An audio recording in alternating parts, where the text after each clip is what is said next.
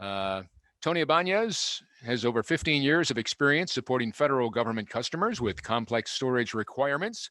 He is with Cohesity, the senior systems engineer, and in his current role, Tony assists the Department of Defense entities with modernizing their approach to data protection and data management. So, did I get the name right, Tony? Did I get that right? Is it Ibanez? Yes, you did. Oh, very good. Well, That's that's great. remarkable. Well, all those years in high school, back in Spanish class, I was Enrique. I guess that stood for Henry because there was not a Hispanic name for Scott. But I enjoyed my Spanish class very much, and we're delighted to welcome you. We really are. Thank you so much for being a part of this. I know David's excited. David, anything you'd like to share with Tony? Thank you, and thank Cohesity for your support today. We really appreciate it. Yeah. And as they Sure say in the thing. big time, as they say in the big time, Tony, take it away. It's all yours. All right.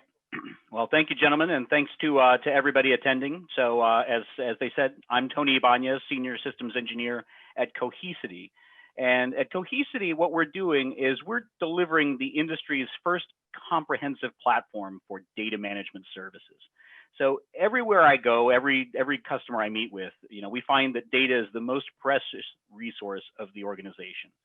But today, data from an IT perspective is managed with a patchwork of point solutions that kind of came along as the industry itself evolved, right? So every time a different use case popped up, we would create another solution around it. And so what that's led to is a patchwork of these point solutions with no centralized control, leading to multiple silos in data centers. And now that we've got cloud, we've got silos within the cloud itself. And cost as well is completely out of control. Our approach is fundamentally different in that we started from the perspective of the data, building a platform that was easy to deploy and yet could scale to the largest workloads in the world. And then on top of that, we layer data services to make the data, a single copy of the data, more useful to organizations. Some of the use cases we're revolutionizing within the government and the Defense Department today include backup and recovery, file services, test and development, analytics, multi-cloud operations, and DR COOP.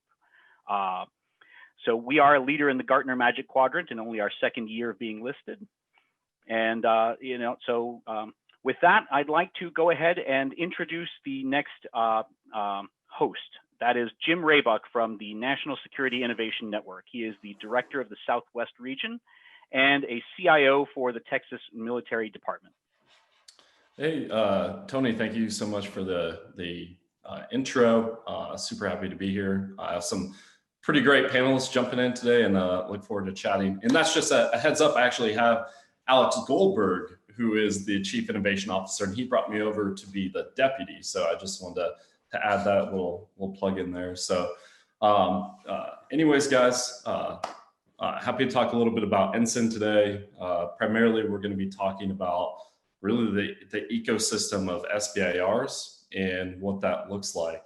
Real quick, a little bit about Ensign. Our vision is ultimately we want to change the way that the Department of Defense solves problems. And what that really means is I spend a majority of my time working directly with soldiers and airmen in our Navy and our Coast Guard to really surface interesting problem sets that I can then take to our nation's problem solvers, which may be startups, academics at universities, or even the soldiers themselves to even prototype their ideas.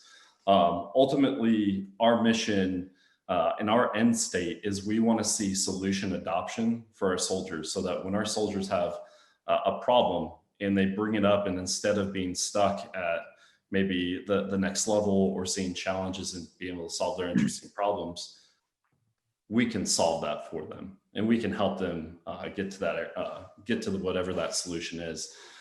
So anyways, guys, it's not about me today. I have some awesome panelists, and so I'd like to go ahead and make a quick introduction for everybody. So I'm going to go through the list real quick and allow them to introduce themselves. So today with me, I have Alex Goldberg, or soon to be Lieutenant Colonel Goldberg. So congratulations on the promotion.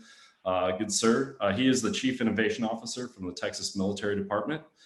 He is the single-handed energy behind the Texas Military Department's Joint Innovation Task Force. Next is I have Chris Moran. He is the VP for Ventures from Lockheed Martin. Next, I have Elisa Taipei. She is one of the founders for Ascentium. I have Evan Loomis with Icon. And I have Scott Augenbaugh with Ensign. He's the acceleration director for Ensign. So with that, guys, I will hand it off to you guys to do your introductions. Alex, if you would, go ahead. Yeah, thanks, Jim. It's a pleasure to be with you guys. So Alex Goldberg, go by Stoichi, currently the Chief Innovation Officer for the Texas Military Department. We have our own innovation unit called TMDX, which is the Texas Military Department Joint Innovation Unit. And my job is really to help coalesce the 24,000 people that are part of the Texas National Guard, Texas Army National Guard, Texas Air National Guard, Texas State National Guard. We have 60 bases, 3 air wings within our state. And how do we tap into that? How do we leverage all of our resources to be able to help solve national security challenges, whether it be through inspiring, engaging, supporting, as you talked about, Jim, our soldiers and our airmen who have great ideas and helping them bring those to fruition, or academic and industry partners to give them access to our people, facilities, and equipment to help with, warfighter feedback all the way through solution adoption for national security problems. So appreciate it, Jim. Happy to be here. Oh, great. Thanks. Elisa, over to you. Yes, hi, good morning, everyone, or I guess good afternoon now. My name is Elisa Teipel, and I am co-founder Ascentium Inc. Ascentium is an OEM of patented 3D printing solutions. So that includes both the high-speed extrusion printing machines or the printing platforms you can see in my background. It also includes multifunctional industrial grade filaments, as well as plasma assisted extrusion, which is really important when you're looking at global manufacturing with the highest precision and ability to actually use these capabilities in the field. So I lead our Ascentium X team, which is a cross-functional team that is looking for novel approaches in taking our capability and enhancing them, specifically looking at machines and materials for the DoD, as well as some of our other large customers. So we are, in a nutshell, we are advanced industrial additive manufacturing that can be implemented into most any ecosystem. Oh, great. Thanks, Elisa. Evan, over to you. Hello. Sorry for being a couple minutes late. No, you're good, man. Welcome to the show. Yeah, thank you. Well, it is great to be with everybody. I wish I had that cool background that Stoichi and Elisa have, but I don't, unfortunately. I've got a unicorn over my right shoulder. Icon is a construction technology company. And what we do is we have large scale robotics, software, and advanced materials that can basically, in a short way, kind of 3D print large structures like houses, barracks, storage facilities, infrastructure. And so it's a giant printer that extrudes concrete. And we put a little bit of pixie dust in the concrete to get it to behave in ways that are very strong and adheres to previous layers. And so, a typical military B hut, for example, takes quite a bit of money and a lot of hours, and we can do the same thing with like a lot less people, a lot less time, and a lot less cost. So that's what we're up to. No, that's awesome, Evan. And if you wouldn't mind sharing maybe one of the examples of one of the units that you've worked with in the past, and I'd actually like to pass that over to Elisa as well, just to hear a little bit about the background about what you guys have worked on. Who we're working with in the DoD? Yeah. Awesome. We got picked up by the Air Force first, which was quarterbacked by Stoichi, and specifically AFWERX. And so we did a SBIR phase 1, SBIR phase 2, and then we won the STRATFI, which was kind of the big bet, if you will, within the Air Force. And we also have a contract with the Defense Innovation Unit, specifically with the Marine Corps. So currently we're working with the Air Force on 3D printing some barracks. And with the Marine Corps, we 3D printed a vehicle missile hide for a HIMARS missile launcher that completed about a few months ago. That's pretty cool. And I'll pass it over to Ascentium. Sounds great. Yeah, so we also are quarterbacked by Stoike, and that's how we started working with the Air Force. Our company specifically, we work more in the area of sustainment. So though our printers are industrial scale and they print up to 15 times faster than any 3D printer out there in the extrusion-based marketplace, we're really focused on ground tooling and aircraft parts that are no longer able to be manufactured and that can be printed, 3D printed out of quality materials. So we started our work with TMDX and the obviously the Air Force here and the Air National Guard in Texas. I've been working some with Army as well and Jim and his group. And then on a more broader scale, we're working with RSA. I have a Centium printed goods right here on the desk. Centium bullet. Yeah, so we work with the Rapid Sustainment Office and also with AFRL and the National Guard Bureau as well. Oh, that's great. Now, both two awesome companies. So when you guys have a chance, once the panel is over, and I know you guys are listening astutely, you guys can bounce over and check out those companies. So Scott, over to you. Thanks, Jim. My great peer. Yeah. So one of these days, I'm going to get a chance to come down to Austin to see you in person so we can have this conversation. But in terms of what we have to offer, so what I do is I build programs.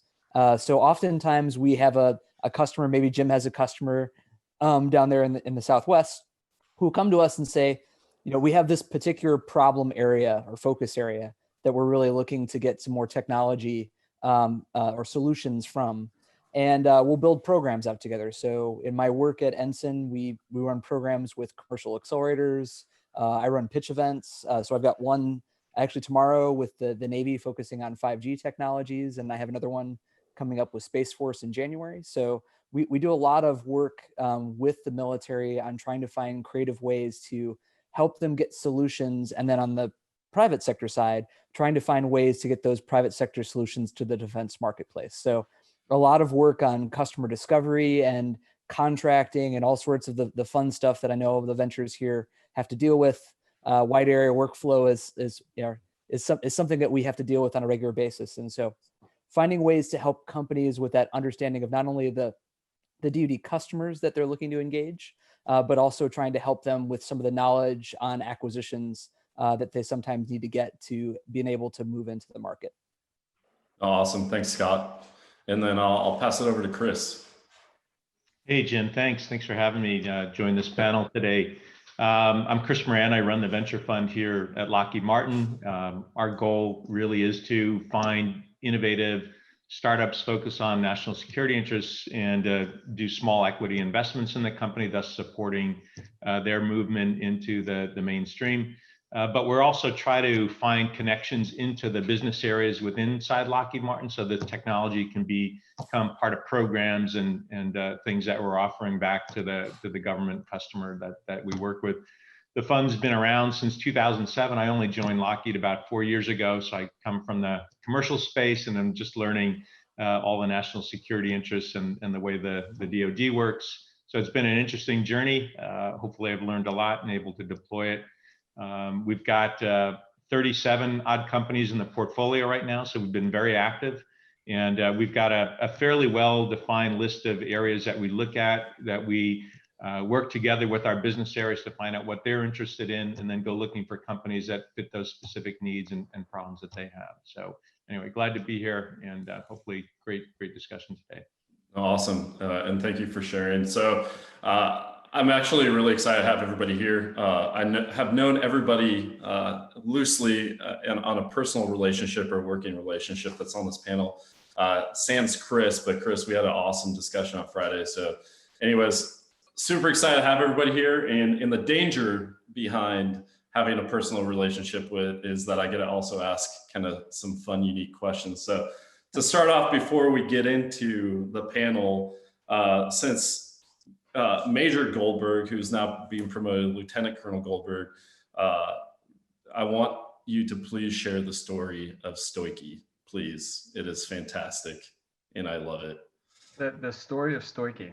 Yeah. So I actually enlisted in the Air Guard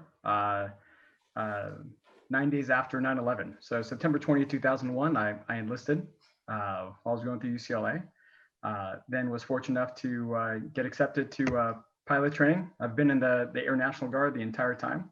So flew F-16s, MQ-9s, thousands of hours of combat. I was fortunate enough to go to the Stanford Ignite Graduate School of Business, where you have attended as well.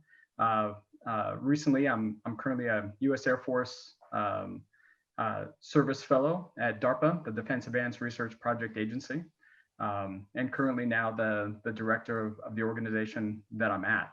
And at the end of the day, one of my true passions is very similar to yours, which is how do we empower our soldiers and airmen? Right, in the Guard, 75% of us are part-time, right? We work in Google and Facebook and Apple and startups, you know, big and small throughout the country. And here in Texas, we have 4 out of the 10 largest cities, right, in the nation, the 10th largest economy.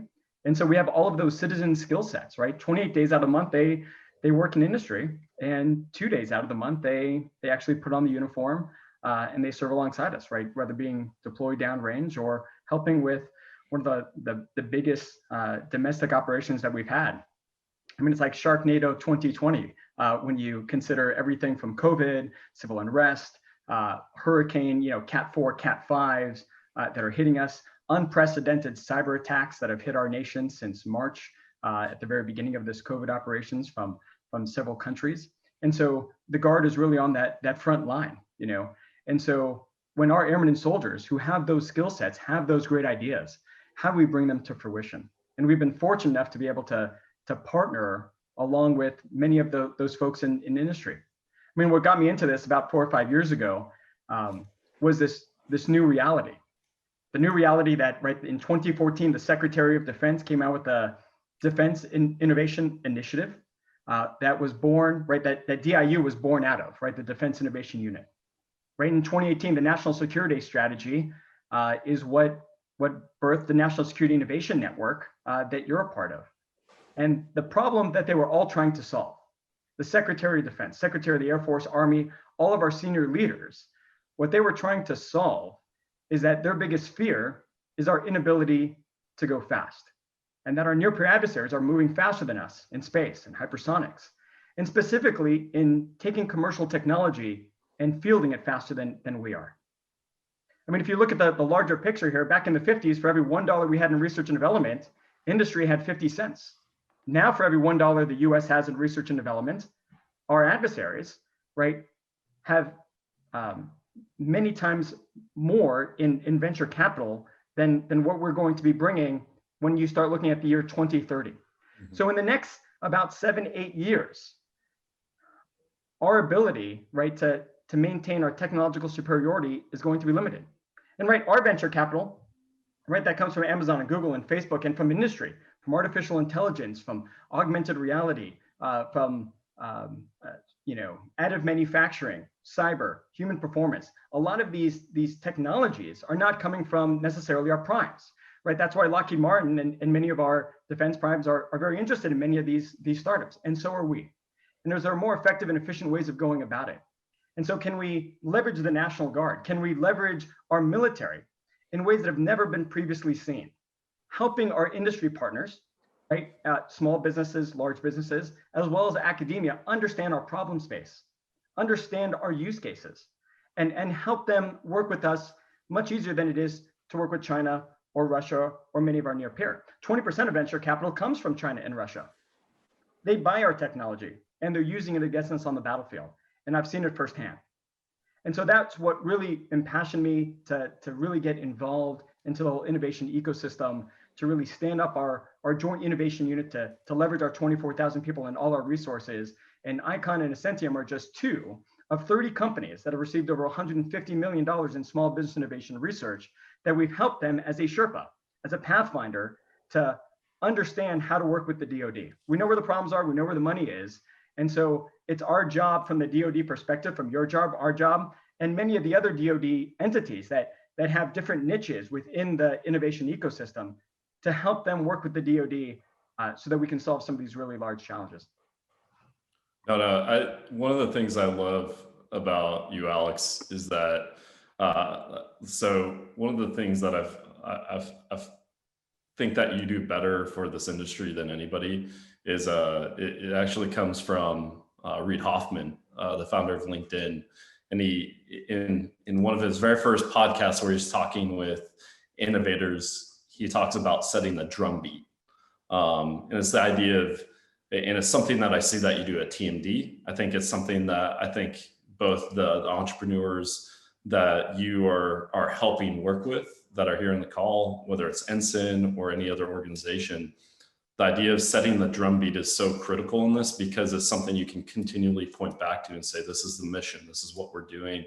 That's one of the things I really appreciate about what you're doing. So I'm advocating that we change your call sign to a drumbeat in the near future. I think it's a good fit for you, but I still have the appreciation for Stoichi. Nothing has quite the ring. No, I appreciate it. And just like yourself, I mean, when you actually see some of that technology, when we see Ascentium's technology actually go back to our F-16 wing, where it's currently installed, right, our C-130s, and they're actually printing parts that are now being certified by the Rapid Sustainment Office and the Air Force Lifecycle Management Office, AFL-CMC EZP, and we can connect them to DARPA. And we're able to take that technology and actually just change the game, be able to do expeditionary part production. And you can see those airmen be able to print a part and then be able to actually take that technology and it affects their lives. It affects the mission, affects our mission capability rates, right? That's chicken soup for the soul. And same thing with Icon. Icon, we're going to be 3D printing a barrack at Camp Swift. It's one of our bases that it's 30 minutes east of Austin. And in the last week of November, first week of December, we're actually printing the nicest Army barracks that you've ever seen, which is a pretty low bar. That's a shot, man. That is a shot. But it's absolutely fantastic to change the game in which we can get outside of Milcon, just think outside the container to how we can move at the speed of business, at the speed of relevancy. And that's what it's about. Yeah. So taking that question a little bit further, what I want to do is then walk it over to Elise and Evan. And one of the things I want to ask you guys is like, working with the DoD is kind of a scary thing, right? It's this big organization. It has critical mission needs that can end up improving a soldier's lives or putting them at risk. And I just saw this, General Engel, that's awesome. Stoichi, I saw that. That's pretty cool. So pretty cool.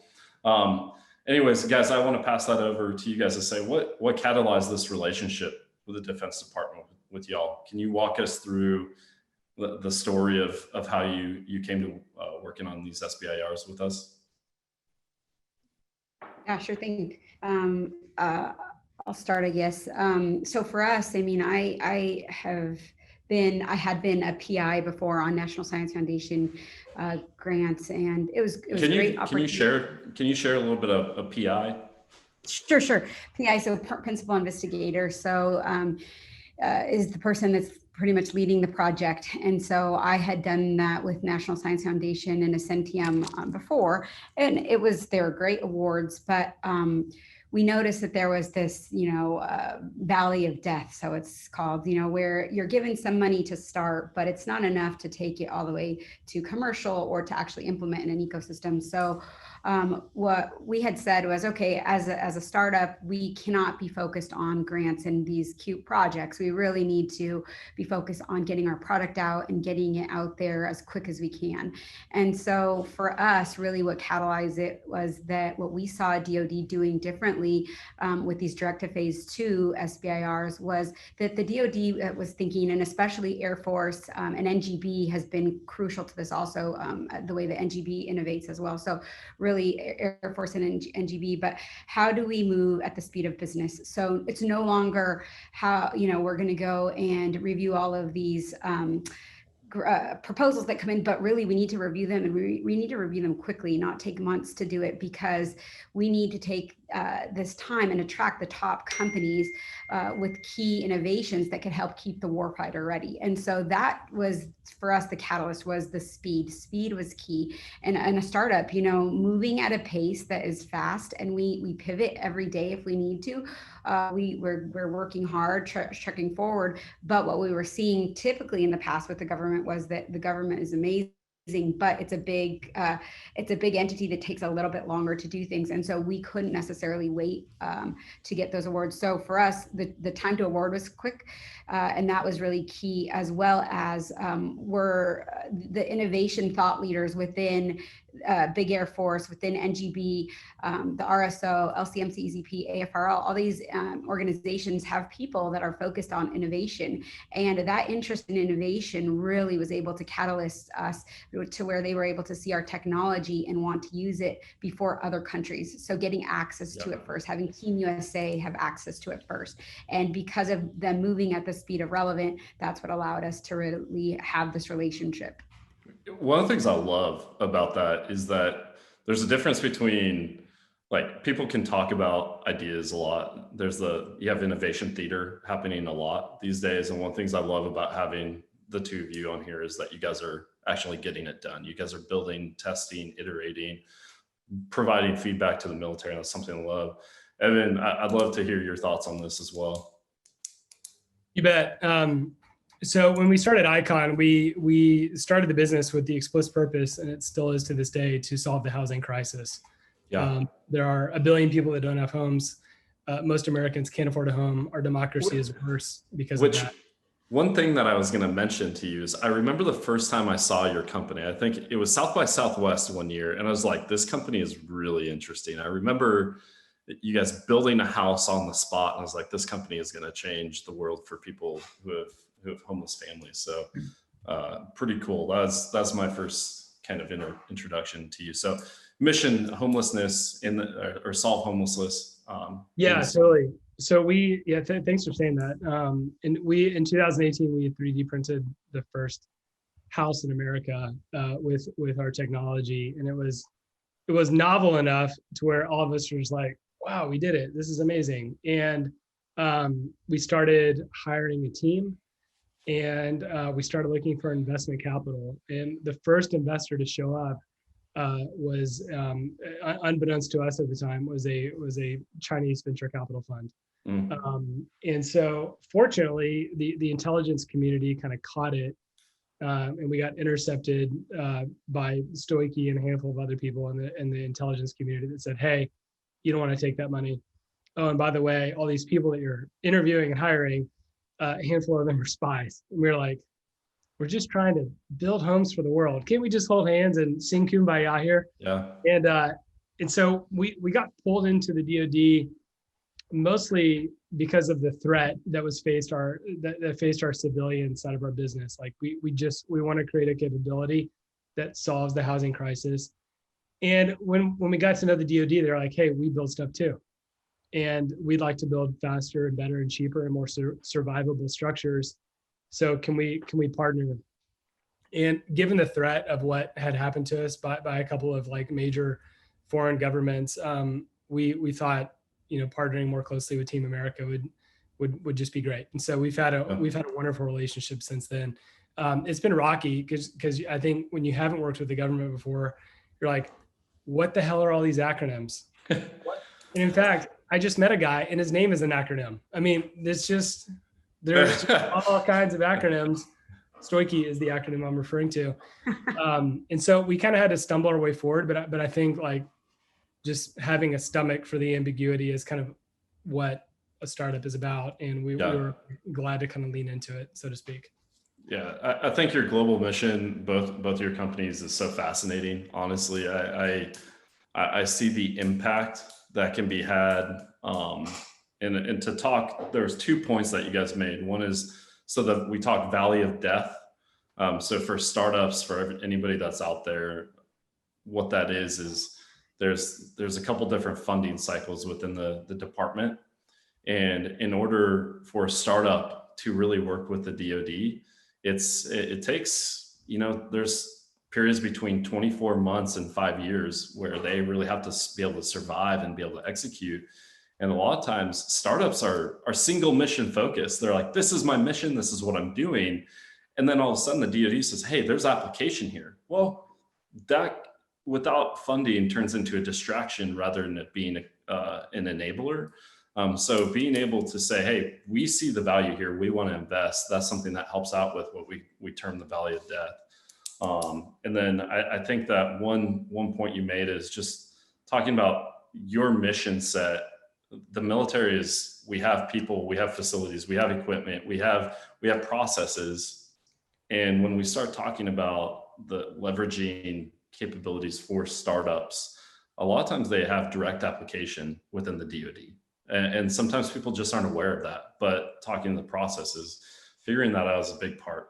So Scott, pumped you're here, because one of the things you can enlighten us on is he's going to share a little bit about the SBIR process on the back end. So Scott has a really cool job at Ensign, and he gets to help the DoD evaluate what direction are we going with technology. So that's Scott. So SBIR evaluations are difficult. Can you share some wisdom on what it's looked like working within the SBIR field, from helping companies on writing them to assessing them yourself? There's a lot. So one of the great advantages I have is I was part of some of the original conversations that became what is known as the open topic, going all the way back to, I think we're in the January, February of 2018 timeframe. So the Air Force was looking for ways to improve its return on investment in these spaces and make better bets, smarter bets out there, and find different ways to engage the commercial sector. And there was just a great opportunity there, and just a great collection of captains across the Air Force that all chimed in, and some civilians. And so it was really exciting to see essentially what was an experiment at the time become what everybody sort of celebrates now as the process the Air Force is running for SBIR and SITR now. So what was the trigger behind that? That's a really fascinating story, because what it is it's the Air Force saying, we see a problem, we want to put initiative into this, and then they took action. Yeah, I think everybody, it's not just the beginning part. Everybody sees the excitement of 3-month contracts at $50,000, but really it's also the longer term game that the Air Force is playing here too, which is exciting, which is looking at better transition rates to phase 2s, and then also thinking about other sources of funding, usage of the CSO and other things that they've done to try to further, in some ways, phase 3 goals as well long term. So as you sort of break it up, the SBIR SITR process and what the Air Force has been doing, it's been great to be there as part of the ride, and to be there and help and support where I can, and also to be there as an evaluator. But I would say that what the Air Force is trying to do, I'm seeing some other interest from the other services as well. And so I think you're finding some interest in revitalizing, or maybe not revitalizing per se, but trying to enhance the programs that they already have, that are acquisition pathways, or potential acquisition pathways for early stage venture and other commercial sources of success. So SBIR and the process, which I think ends, is it tomorrow at 12? I'm out of the loop for this cycle, but I know it's coming soon. And then I think STTR got a reprieve for a couple of days more, at least for the Air Force side. But that information is all already available for you on DSIP. If you haven't been there, you should certainly walk through and sign up and go through that process if you haven't. But what I would say that you run into is this journey of, depending on where you sit, what you're thinking about next for something like SBIR SITR is going to be a different point of connection. So for me, it's been focusing on customers, DoD customers that want to play a role in the SBIR SITR process, and helping them with the problems that they have, and making sure that their problems have been well represented in some of these focus areas that we've had in past topics. But now it's evolving over time, but really it was that focus on customer and getting their representation in that discussion. For the companies, it's a bit different. It's for those of you that have done work with DoD, it's still a very different process. You're only asking for a short white paper and a slide deck, which at least the slide deck part is more common in the venture world. But something that's still a little different if you're in the more traditional DoD contracting space, of something that's sort of a faster process. So there you've got these sort of two things, right? You've got the customer, the customer that has this interest and wants to work with SBIR SITR, and you've got this potential solution provider that either has extensive experience with the Defense Department or is now looking to jump into this fray. And the climb to go from no DoD or no government contracting to government contracting is a big lift and a big decision. And so anyone that wants to throw their hat in that ring and go after it, I really respect, because it is a little bit different than some of the things that happen elsewhere.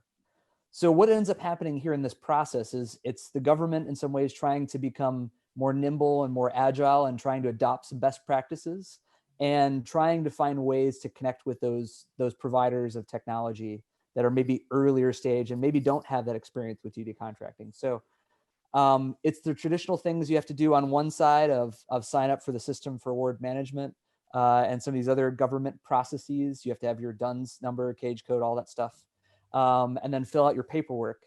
And then there's an evaluation process that takes place for that proposal that you have coming in. I don't necessarily know if this is a tip or trick, but I would say that even though the contract that you would get as part of a phase one in the open topic is really a customer discovery process, I would recommend to every single person who's listening to start thinking about your government customer, your DoD customer now, well before you apply. Even if you had a contract for 3 months, it's really just, it's not enough time every time to be able to figure out who that next customer would be. And so anytime you get an opportunity to look at what might be an analog to your customer in the commercial sector in the Defense Department, you should start thinking about that. The sooner the better. So if you're sitting there and you're reading through, and the volume is pretty amazing that's going through that process right now, if you're thinking about it from their perspective, one great way I sort of describe it to some people is thinking about reading of resumes, right? So if you're going through the process, if you're reading resumes for positions, and I believe we have positions available, so we're not just looking for technologies at Ensign, we have people needs as well.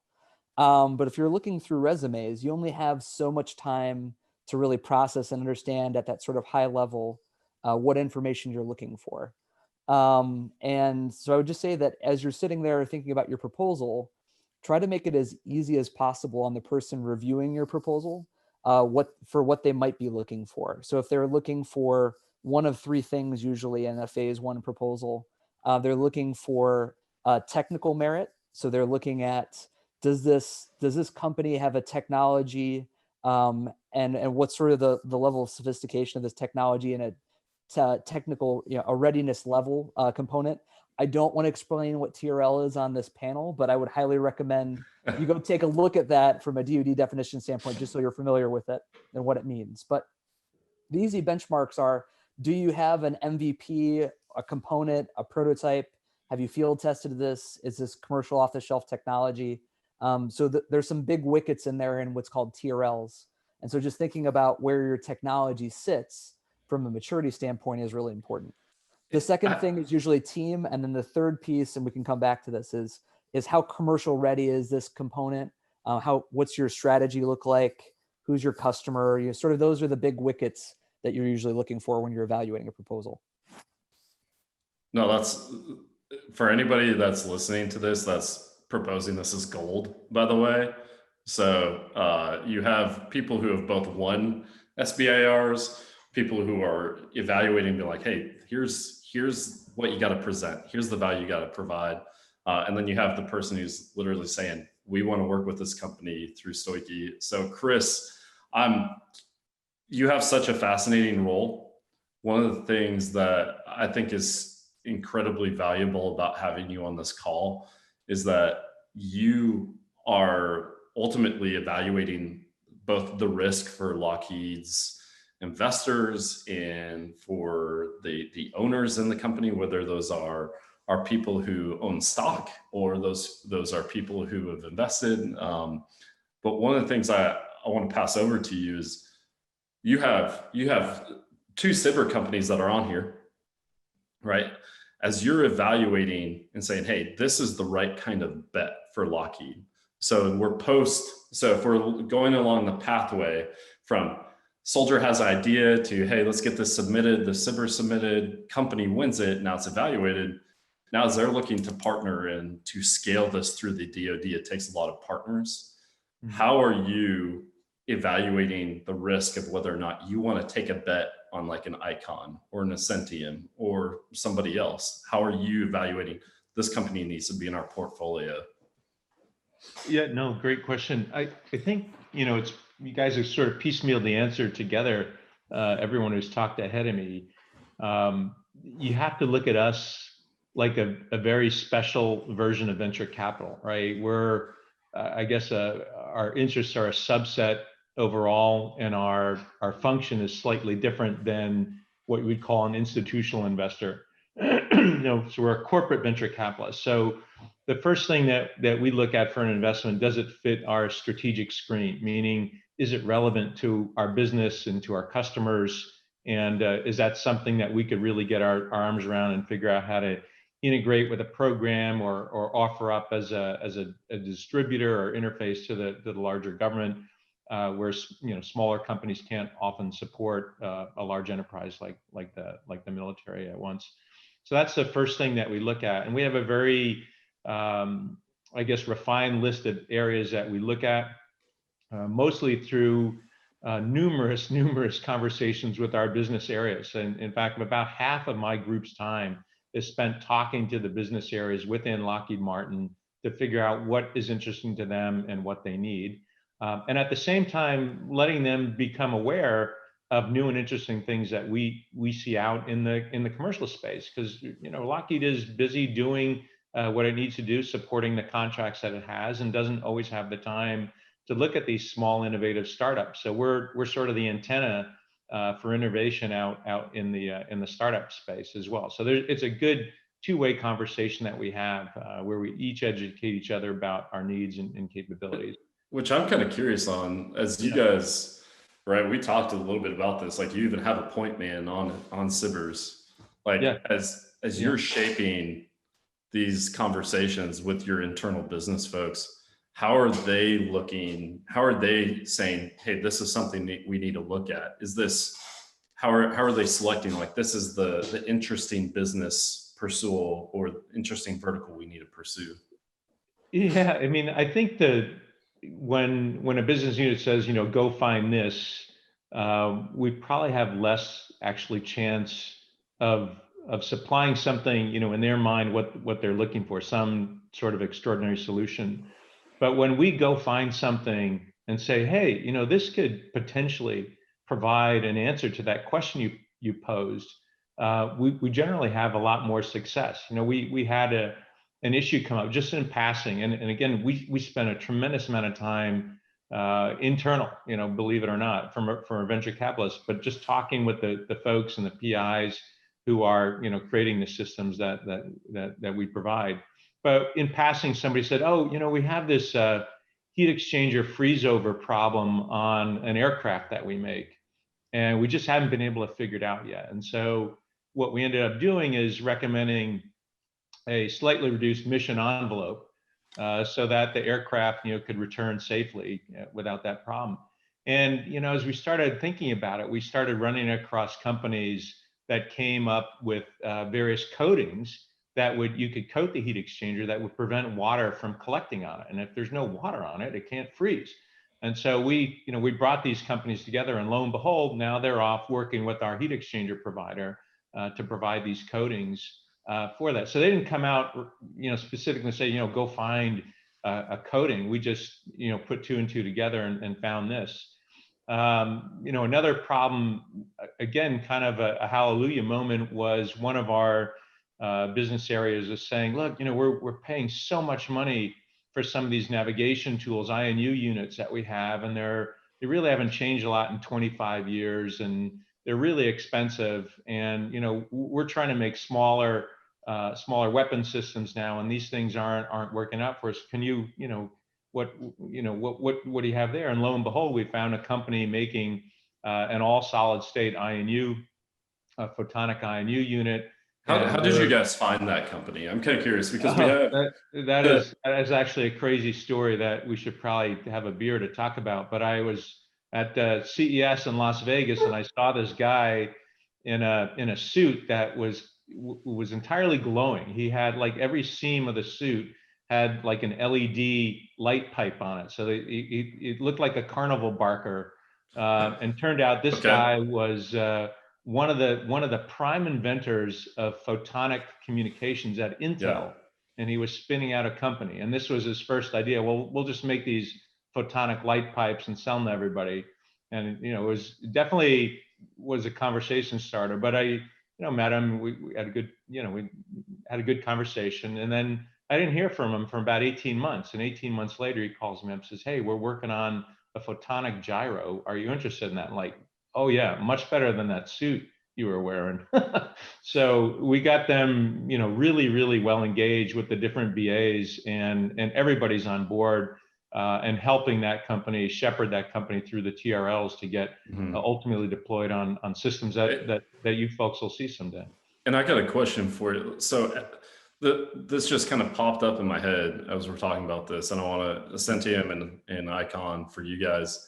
Like, did you ever think that you were gonna at all potentially partner with a company like Lockheed? Was this something that you guys had ever like considered, or is that? I'm just kind of curious. If they made concrete airplanes, then we would have had it.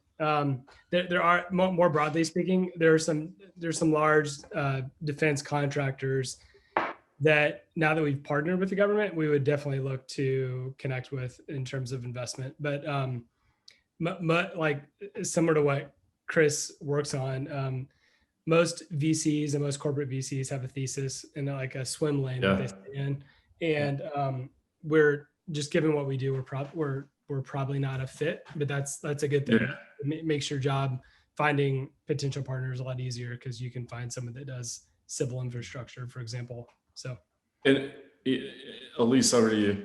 I would love to hear this from your side. Yeah. For us, it's obviously it's a little bit different because absolutely. I mean, we've thought about primes, and we may or may not work with primes, and so definitely. Yeah, walk us through the yeses and nos on that. Like, what's the decision criteria? Yeah, for us, I mean, really, at the end of the day, it's getting the technology out. So Lockheed's, Rolls-Royce's, L3s, all of those companies that are doing they're already doing such amazing work with the Department of Defense that for us, what we offer is a tool, is a platform. So absolutely, we've had interest in continue to work with primes because we think this is not this is a collaboration where you can take a small company that's growing and put it next to something that's well established like a Lockheed and say, how do we come together? How do we bring our strengths and bring something new to Department of Defense? So yeah, we've done both. In some regards, we work directly with primes, and then in some we work directly with Air Force, and it really fits for our platform, especially because our machine can be used to print anything, really anything that is extrusion based. And so like I said, ground tooling, support tooling, but parts also, ducts for actual planes that are no longer made or can't be replaced easily. So yeah, absolutely, we've thought about it. And I do want to say, just as an entrepreneur, I mean, I was an entrepreneur since I was 7, selling rocks on the playground. So I think that honestly, for us in the startup world, dream big. You have to think of the Lockheeds. You have to think of all these companies, because if you don't think your product is good enough for them, how is it going to be good enough for anyone? So I think you need to really be bold and have your idea so well polished that you can present it to folks at Lockheed and the likes. Yeah, Chris, I want to pass that over to you. Like, so we heard thesis, and I might be putting you on the spot, but what is the investment thesis for Lockheed compared to maybe some of the other primes? Well, the other primes are not as far along as we are. We started this fund in 2000. I love it, tossing out throwing down the gauntlet. Well, everyone's defining their own shape and size and what they want to do. We've been doing this now since 2007. Like I said, I've only been here about 4.5 years, but our focus is, I mean, what I've tried to do is shift the fund to looking at earlier stage technologies, relevant to the core mission, and working with them in a way that we're trying to build up these companies as potential suppliers, collaborators, or teamers with us. And a great example of that is we did an investment in a CubeSat company a couple of years ago, and in January, we won what's called Transport Layer 0 using this company's technology combined with our technology. So that's a 10 satellite award. It's nearly $1 billion award. And we did that with a startup company. And that's the direct result of the investment that we did. And I think where you find the greatest traction is on technology that we can be the integrator with or use. I think end-to-end verticalized business models are a little bit harder for us to invest in, a little bit harder for us to find the right home in the company. But if we're finding a component or technology or service that works well, complements or enhances what we provide, then those are great investments for us, but ultimately great partners for us.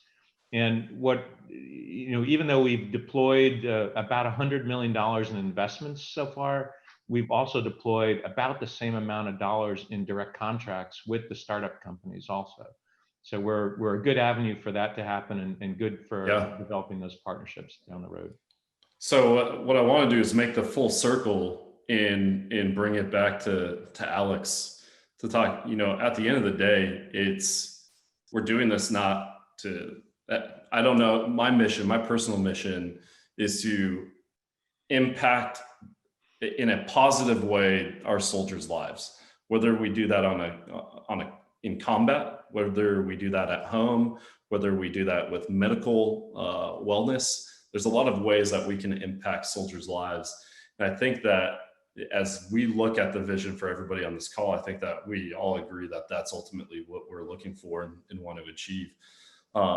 Alex, for you, when it comes down to, so we have Lockheed, right? As they're looking at, we have these interesting verticals. How do you see them working with the Air Force? How do you see startups working with the Air Force? How do we scale this, right? TMD has created this very unique ecosystem where now we're having soldiers surface problems and we're bringing that out. How do we scale this so that it's not everybody coming, I need Stoichkey's time? Because at the end of the day, there's only one of you. How do we scale this to every other National Guard? How do we help Fort Hood, JBSA? How do we surface those so that the Lockheeds, the startups, the ensigns, everybody else can ultimately impact who really matters is the idea of the people who are actually in the arena, which are the warfighters. The floor is yours. Jim, great question.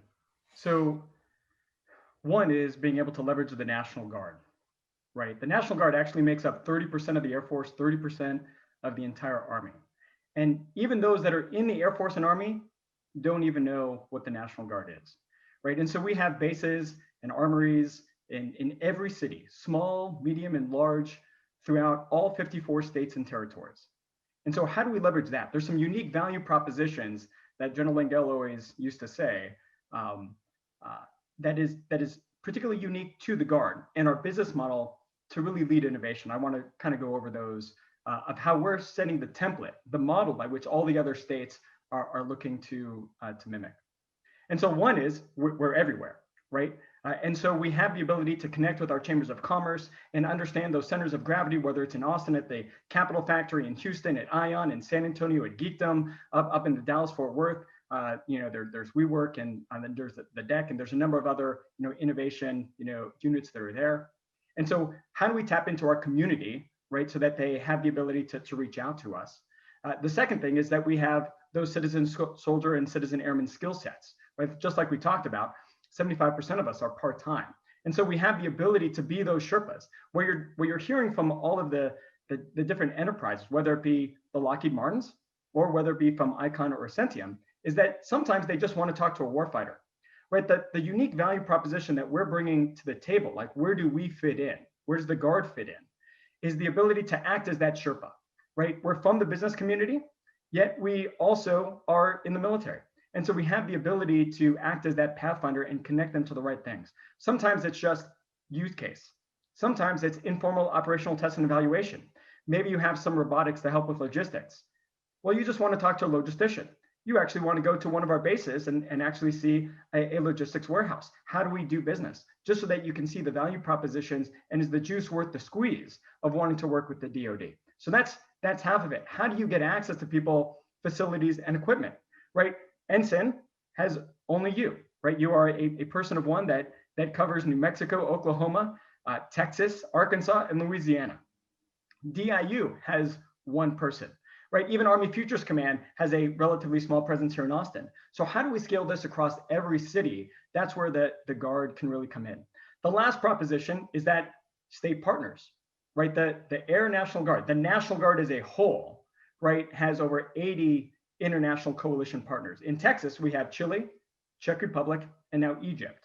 And so look, you go to Santiago, Chile, they're the center of gravity, right, for entrepreneurship in South America, right? They need a 3D print buildings. They need all of, predictive maintenance or part production, or, right, we do air water extraction. We have a shipping container, sucks in air, spits out 5,000 gallons of water a day. These are all really great novel technologies that are helping us here, right, for domestic operations, as well as our dual mission, right, our federal mission to help in combat operations and wherever the president needs.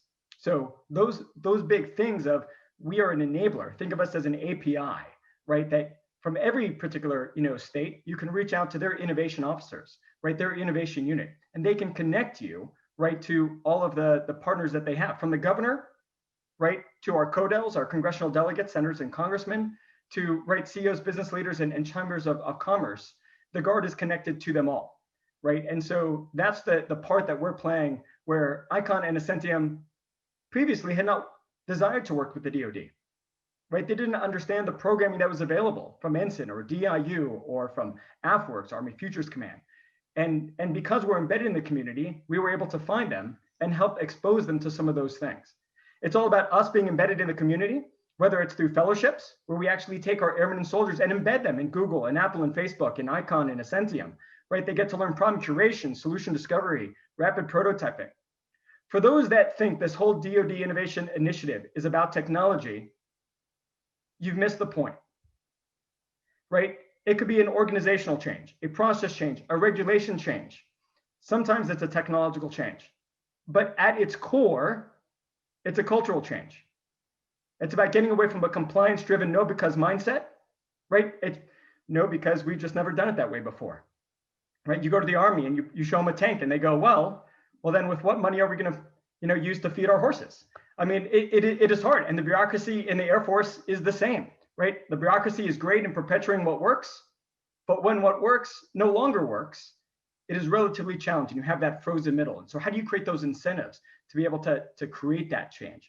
And so this is what it's about. How do we get to this new mindset, this continual process improving, never rest on our laurels, problem-solving mindset of how do we get to yes, morally, ethically, legally, so that if you showed us, if we found right from these open topics, that thing that we didn't even know we were looking for, that can actually change the needle for our national defense, that we can adopt it and we can move at the speed of relevancy. And that's what it's about. It is about a cultural change so that we can move faster. And so from our perspective, how can we embed our folks inside the community, right, to serve alongside them, to help with use cases, to help them connect to the right entities, and for us to build, right, those skill sets on problem curation, solution discovery, rapid prototyping, and bring that back so we can be more effective and efficient as a government to support, right? We're not perfect. We're a startup. We're disrupting ourselves, but it takes a community. It's a whole of community, a whole of state, a whole of nation approach of a big cultural change of how the DoD is leveraged to tap into that, innovation in our community and make it easier to work with the DoD, inspire them, engage them, and supporting. And that's what we're trying to develop. One of the things that I love as you're talking, we see General Engel pitch in and say, we start talking about culture change and we can talk about soldiers all day, but the benefit is we have leaders that step in and say, hey, this is something that we look for and that we are empowering our soldiers to do. And that's something that I think is incredibly encouraging to me. I'm sure is encouraging to you to see our top leader, the chief of the National Guard, who steps in and says, I'm going to listen into this because you know what, it matters. And one of the things I love is that I love the panels, and I've seen some really amazing people speak today, and there's amazing people speaking tomorrow. But at the end of the day, like, all components of how this is executed are sitting on this panel today. We have the people who are innovators, like ICON and Ascentium. We have people like Scott. Like, Scott, you've been involved with Ensign for several years now, and you saw the mission. You were early adopter, and you said, hey, I want to go do this. And then we have Chris who says, you know, I see this awesome company. I see that this can expand through the rest of the Defense Department. And it's all catalyzed by somebody who in the military holds up their hand and says, you know, what if we can just do this a little bit better? What if we can do this something that will enable us to just be a little bit better at our job? And little do you know, it might impact everybody else. So with that said, it's really hard to follow up on what you guys have shared, but what I wanted to do is open it to the rest of the panel to ask any questions that you guys might have. I know that some of you have never met each other, and if you guys want to ask each other a question or open that discussion, we have about 5 minutes, so I want to open the floor.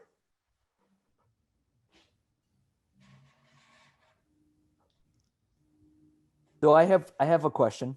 Yeah, if I could jump in. So part of what I think is super useful to be innovative is to empathize better. And so I'd be interested to know if you could let the other side know, if you're a DoD customer, or if you're a startup looking to work with the DoD, or an investor looking to work with the DoD, what is the one thing that you want the other side to know as you're thinking about this sort of customer partner relationship that would help us do better business together?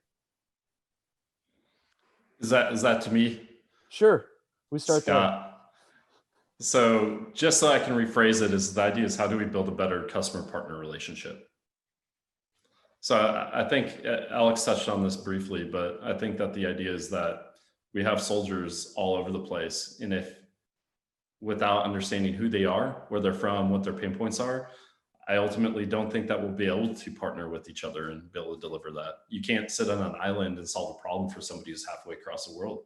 You have to be able to go and have those conversations. So I think first is developing those relationships. You can look that up online, you can look it up on social media, but those people are there and they're present. So that's how I would encourage you to look is identify where those soldiers are. And then the benefit is Ensign as an organization is designed to do that. We're designed to support that relationship building. So if you're a warfighter, Ensign has personnel that are really scattered across the US that can help broker those relationships and help facilitate that, whether that's helping soldiers solve interesting problems internally. And sometimes that initial problem is, how do we solve problems? Like, how do we surface these interesting challenges? The next is, I don't know who to talk to, who out there can do 3D printing. Well, there's a cool organization, Ensign, you have DIU, you have innovation units at these outposts developing their own internal problem solving organizations. So if you are a soldier out there doing this, that's what I would encourage you to do. And then if you're a partner, reach out to Ensign. You can reach out to Scott. Scott can help connect you. Anybody else out there on the panel? Go ahead, Chris. I had a comment, and I've been kind of on this soapbox for a while, but I think people have to realize that, technology isn't just for technology's sake, nor does it exist by itself, right? There's a company behind this technology that's developing, usually at the same time they're developing the technology. And the access to capital they need is varied and should come in different forms. And a lot of what we talk about are, SBIRs and grants and OTAs and things like that. But that, a good chunk of that money is going to deliver on that contract. So there isn't a lot of money left over for the company to, build its assets or hire people or, build itself in addition to that. And, not a shameless plug for what my group does, but what we do in the venture capital space is invest in national security interested things like that. So we're one form of additional capital. But I think, to what Alex was talking about before, what barriers could be broken down. I think there's a way to organize, the capital, the grants, the loans, loan guarantees. We talked a little about this, Jim, on Friday, to get these companies to, survive that valley of death, grow and mature in and around the technology that they're developing. And I think there's an opportunity for the government really to look at this end to end and take a lead to provide that for these companies that make sense and do work that's valuable to the government and to the mission, and allow that to happen. And there's just missing. I've talked to a number of agencies and the Defense Science Board a couple of weeks ago about this exact topic, and have yet to get any substantive feedback on it. But a company is a kind of a living, breathing thing, independent of the technology it's working on, and we could all provide some help to that and get these companies to become good providers and collaborators with the government and the government mission. No, I love it. And there's actually, I cannot answer for you. So one of the things is there's a lot of people asking how to reach out to you. How do you get connected with Lockheed Ventures? Just send me a note. I'll gladly give you an email address in a minute, and they can contact us directly. So for everybody out there asking, we'll publish that somewhere. I'll leave that up to the America's Futures team to find a place to share that. But with that, guys, we are wrapping up the time. Any last comments, please share them with us via the chat group. And for the panel, guys, thank you so much for joining. I respect all of you immensely, and thank you for joining us today. Thank you again. Thank you so much. Yeah. And Chris, we do have your business email. If you'd like us to post that, we will. But Yeah, that's fine. Okay, we'll make sure that they have that. All right, thank you. Thank you so much. Thank you, Jim. We really appreciate your moderating this, and thanks to the entire panel. Really appreciate all of your the insights, the experiences, very valuable.